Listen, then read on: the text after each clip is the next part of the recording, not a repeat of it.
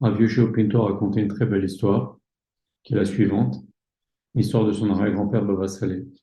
Dans la ville où il était Dayan depuis son plus jeune âge, dans le Tafilalet, les femmes avaient l'habitude de se tremper au mikvé dans la rivière à côté, donc elles allaient très discrètement la nuit, accompagnées bien sûr, et, euh, et ça se passait comme ça. Bon, des fois c'était dur bien sûr en hiver, mais le reste de l'année, il faisait bon, c'était au Maroc, ça allait. Seulement, quand il y a eu la guerre avec les Français se sont installés leur QG près de cette rivière-là, et donc les femmes pouvaient plus se tremper au milieu parce que sinon les hommes les auraient vus. Et donc c'est un vrai problème.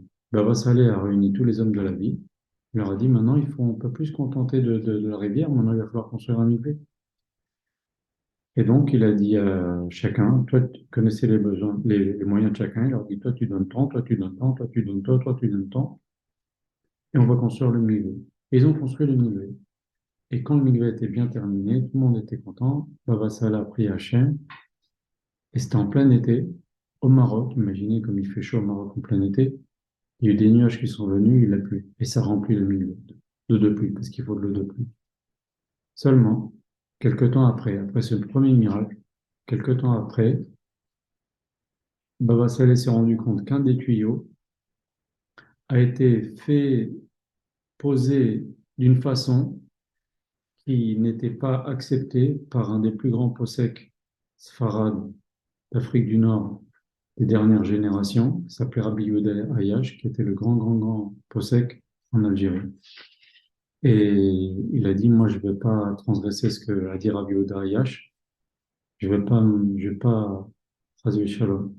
Il dit, mais qu'est-ce que tu vas faire maintenant? Comment la pluie elle va revenir? Il dit, vous détruisez tout vous videz toute l'eau et vous me changez ce robinet. Ils ont changé ce robinet, cette arrivée d'eau, pardon, et Baba Saleh, il a levé les yeux, il a dit Rabbi Yehuda Ayash. Il a parlé dans le ciel. Il lui a dit Rabbi Yehuda Ayash, maintenant toi tu es mon défenseur devant Hachem. Je le fais pour ton kavod. Parce que toi tu as dit que c'est pas bien, alors je l'ai fait selon ton opinion. Et en plein été, quelque temps donc après le premier miracle et ce deuxième miracle, il y a la pluie qui est venue et ça remplit le Mingbe une deuxième fois. C'est extraordinaire. Ça c'est la bécoute, comment les Chachamim sont attachés avec Hachem. Il parle à Hachem comme on parle à son père, mais c'est comme ça qu'il faut faire. C'est un bel exemple.